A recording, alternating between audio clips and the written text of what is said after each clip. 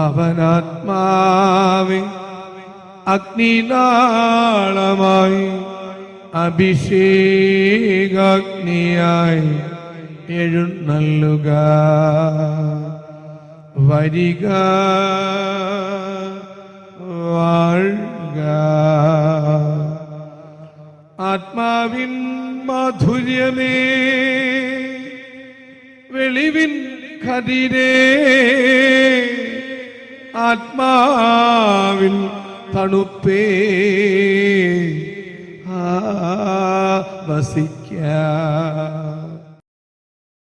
ഈശോയിൽ അനുഗ്രഹീതരായ മക്കളെ, കർത്താവിൻ്റെ വചനത്തിന് കാതോർക്കാൻ കാണിക്കുന്ന നിന്റെ ഔത്സുക്യം, ആ തയ്യാറെടുപ്പ് ഏറെ അനുഗ്രഹങ്ങളുടെ വരദാനങ്ങളുടെ ഒരു കലവറയായി നീ മാറട്ടെ എന്ന് ഞാൻ പ്രാർത്ഥിക്കുകയും ആശംസിക്കുകയും ചെയ്യുന്നു.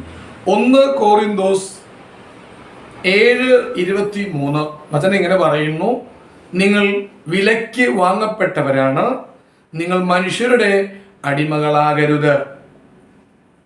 മനുഷ്യൻ നൽകുന്ന ഒരു വില കൊണ്ട് വാങ്ങപ്പെട്ടതല്ല നീ, ദൈവം വില കൊടുത്തു വാങ്ങിയതാണ്.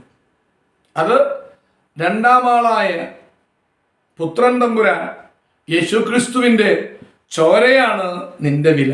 ആ വിലയ്ക്ക് വാങ്ങപ്പെട്ട നീ ഈ ജഡിക ലോകത്തിൽ കാലുപതിച്ച് കണ്ണുവെച്ച് കരളുറപ്പിച്ച് ഓടുന്ന പായുന്ന വ്യഗ്രതയാൽ ചീറിയെടുക്കുന്ന ചില മനുഷ്യരുടെ അടിമകളായി തീരരുത്. അപ്പൊ നമുക്ക് നൽകുന്ന പ്രചോദനങ്ങൾ, നമുക്ക് കിട്ടുന്ന ഇൻസ്പിരേഷൻ ആരുടെയാണ്? ചില മനുഷ്യരുടെയാണ്. ഫിലിം സ്റ്റാർ, ഒരുവൻ ഇങ്ങനെ മുടി വെട്ടി, അതുപോലെ ഞാൻ മുടി വെട്ടുന്നു. ഇങ്ങനെ മീശ വെച്ചു, ഞാൻ അങ്ങനെ മീശ വെച്ചു. അല്ലെങ്കിൽ ഇങ്ങനെ ഒരു വസ്ത്രം ഇട്ടു, അത് അനുകരിക്കാനുള്ള ഭ്രമം. മനുഷ്യൻ അടിമകളാക്കുന്ന ചില ഏരിയകളാണത്. അത് വ്യതിരിക്തമായി മനസ്സിലാക്കി എടുത്ത് ദൈവത്തിൻ്റെ ചില രീതികൾക്ക് ഞാൻ വിധേയപ്പെട്ട് നോക്കിക്കേ. സമാധാനം, സന്തോഷം, സ്നേഹം. അല്ലാതെ തകർച്ചയും കലഹവും യുദ്ധവും അല്ല നമുക്ക് വേണ്ടത്. അതുകൊണ്ട് മനുഷ്യന്റെ അടിമകളാകാതെ ദൈവം നൽകി വിലയ്ക്ക് വാങ്ങപ്പെട്ടവളാണ്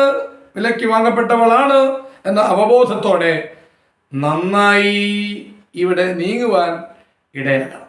ഹല്ലേലൂയ, ആവേ മരിയ, ആമേൻ.